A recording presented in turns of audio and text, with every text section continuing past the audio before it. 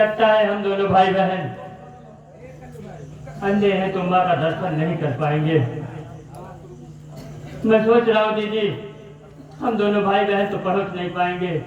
चलता हूँ यहीं से माँ की आराधना करता हूँ कि माँ हम दोनों भाई बहन के आंखों में रोशनी दे दे।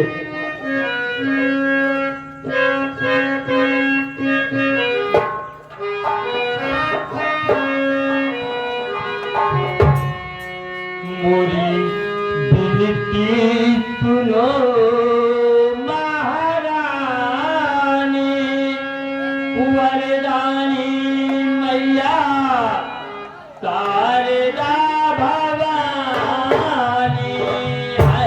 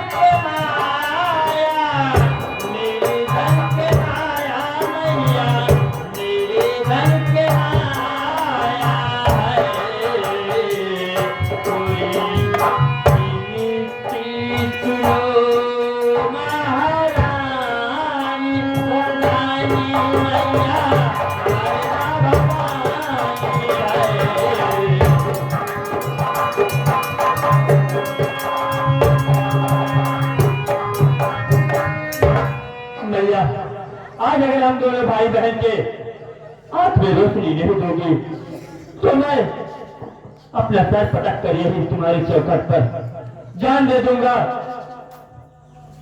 भैया हम भाई बहन के हाथ में रोशनी दे दो भैया।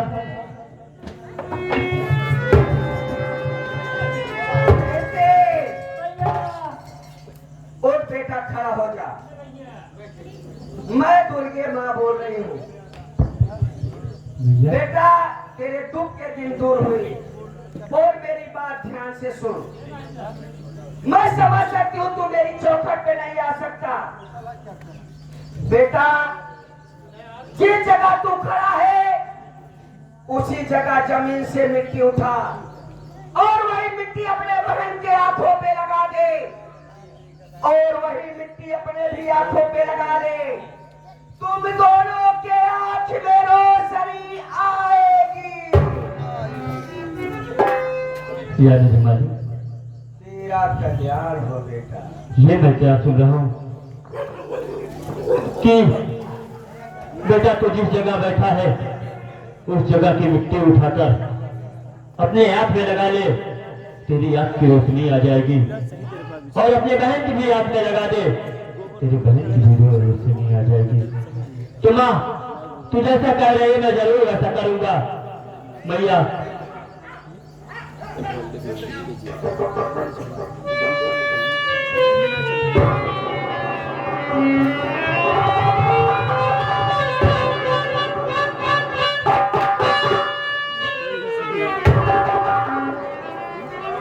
जय हो माँ, तूने तो सचमुच की मेरे हाथ में रोशनी दे दी माँ। तेरा तो खेल ही निराला है माँ। मैं चल रहा हूँ अब अपनी बहन के हाथ में मिट्टी लगाऊंगा जो कि मेरी बहन की भी याद की रोशनी वापस आ जाए।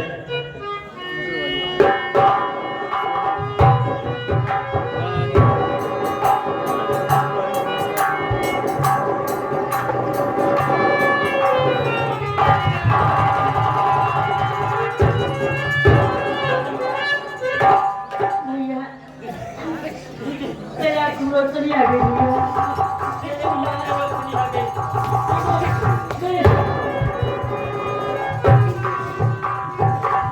लेकिन भैया अब हम भाई बहन के दूर कट गए भैया।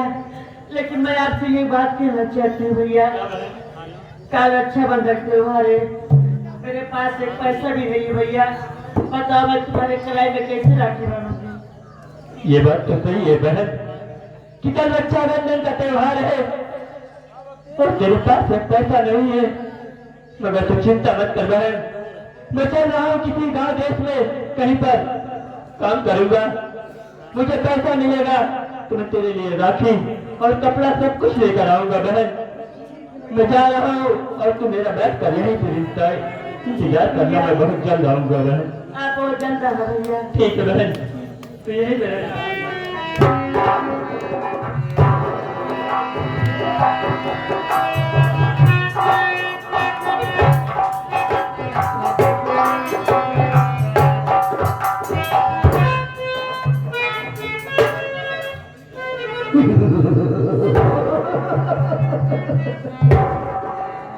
राधे श्याम राधे श्याम। अरे मुरारी विदित कुमारी,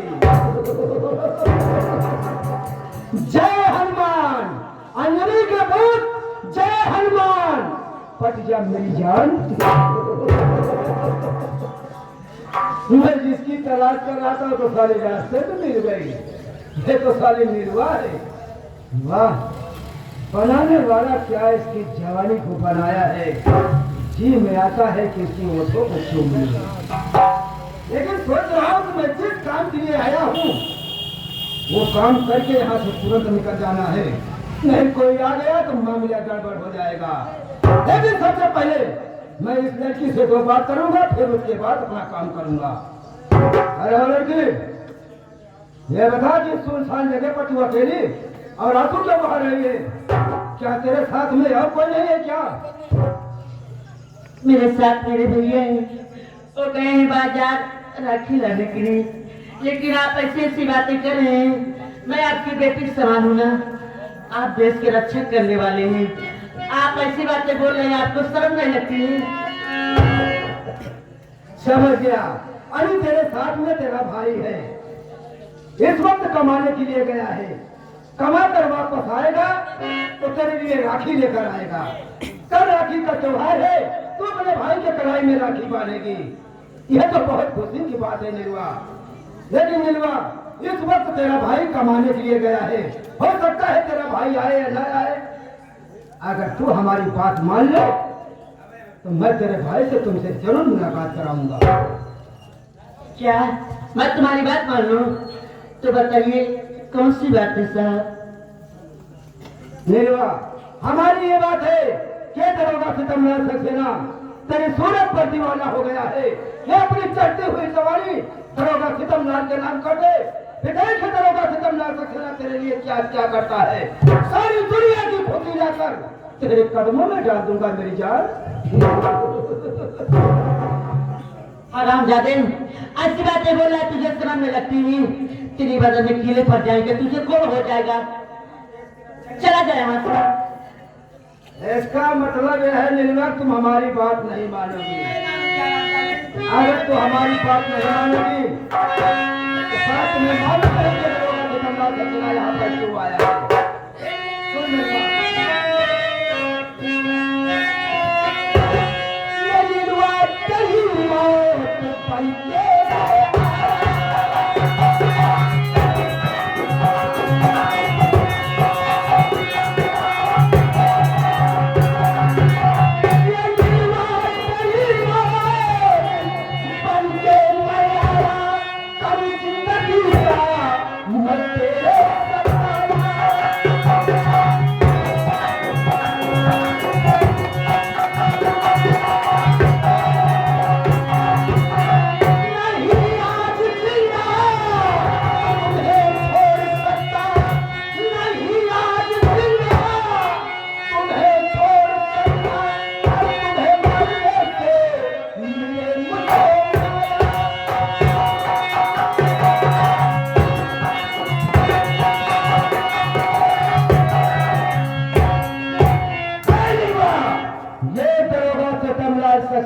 तेरी मौत बनकर आया है। साली मैं तुझे मौत के घाट उतारूंगा, ना रहेगा पास और ना पड़ेगी बात। जा साली ये दुनिया छोड़कर, क्योंकि हमारे पास टाइम नहीं है। अगर जो मेरी बात को इनकार करता है उसका अंजाम यही होता है।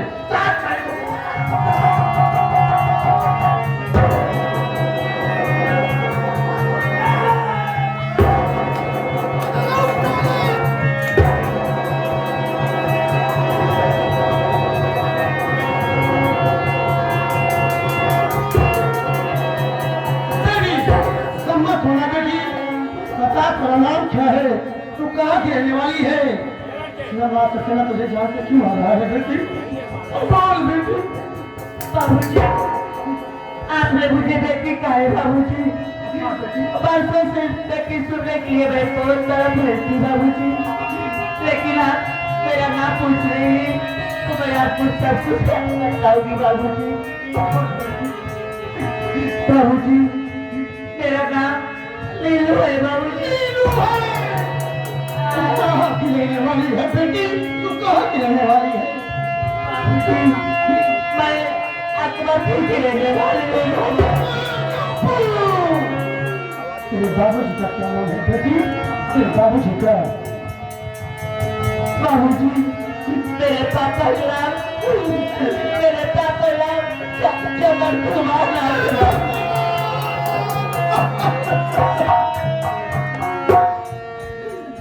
लेकिन बाबूजी, मैं आपसे एक बात कहना चाहती हूँ बाबूजी। बोले बेटी, क्या कहना चाहती है? अगर मेरे पापा चमन कुमार आपको कहीं मिले तो आप मेरे पापा से चला के देना बाबूजी कि आपकी बेटी आपके निर्धार के लिए तरफ के बढ़ गई बाबूजी। तू जिस चमन कुमार को अपना संदेश देना चाहती है ना, आज उसे हमारे चमन कुमार की मौत हो गई है। तेरा बदनसीब बाप मैं हूँ। पापा, और आप इस मोड़ पे मिले पापा इस साल में मैं आपसे जी भर की बातें नहीं कर पा रही हूँ। पापा, वो देखो मेरी माँ बुला रही है पापा।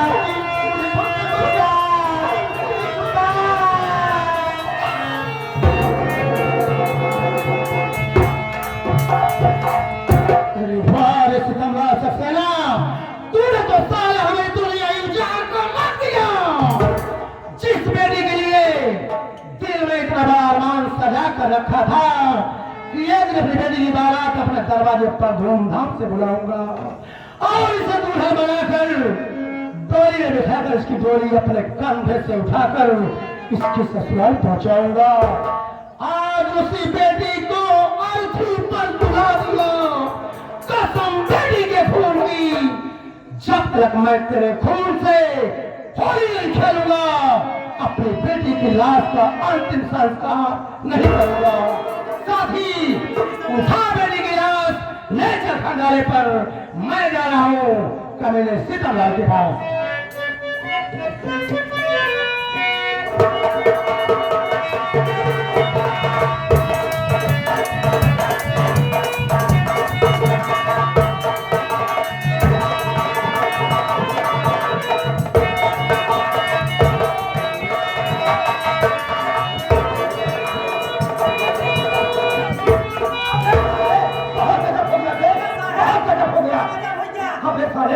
जिस वक्त मैंने निर्भरा का कत्ल किया उस वक्त डाकू सुल्तान ने मुझे देख लिया है। यहाँ तक कि वो साला मेरा पीछा कर लिया है। कहीं मुझे देखने का तो गोली मार देगा यार। मेरी जान बचा यार। साहेब, एक उपाय यहाँ जान बचाओ। अबे कौन सा उपाय है? जल्दी बता दे। यह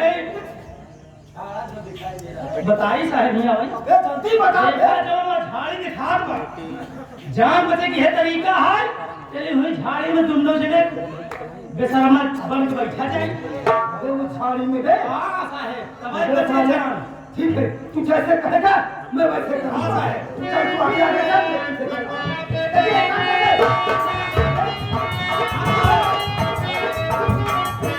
एक काम सारे कुर्सी लगा, कुर्सी लगा। अगर थाने के अंदर कोई आता है तो किसी को मत बताना कि दरोगा से कमला करते हैं, थाने के अंदर मौजूद है।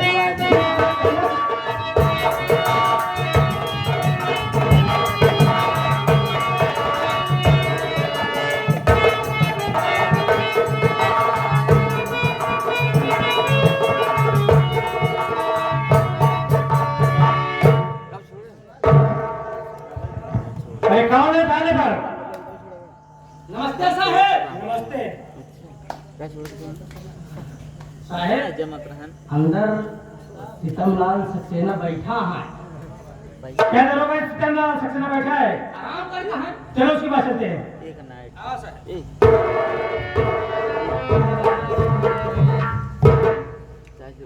ए साहेब, साहेब इनका नहीं समझ लिया, वो तो है बड़े साहेब आए हैं, एसपी साहेब। ए साहेब, नींद में कहला पहुंच गया है का? अबे नहीं बे, मैं सपन देख रहा था। नौकरी खतरे में करके बड़े साहेब एसपी साहेब आए हैं। क्या साहब? एसपी साहब आए हैं? हाँ सामने। जय हिंद सर। जय हिंद। ये सर कैसे सीतमलाल सक्सेना, तुम्हें मालूम होना चाहिए कि ठाकुर सुल्तान सिंह कहकर बता रखा है, और मैं तुम्हें देख रहा हूँ कि यहाँ तुम सो रहे हो।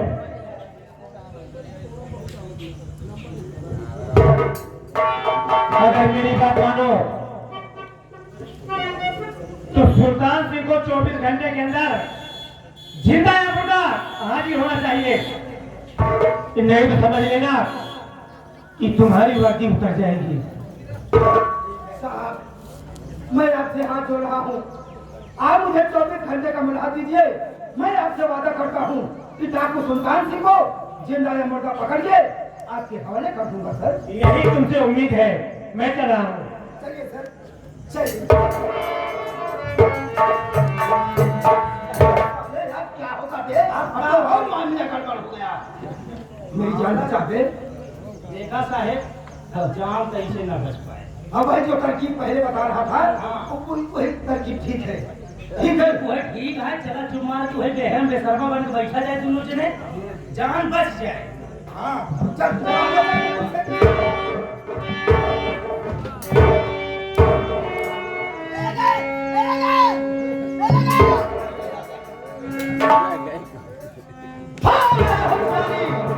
कहाँ कर जाओगे? हमारी बंदूक की गोली से ज्यादा नहीं भाग पाओगे। अरे सीतमलाल, चल सारे घर।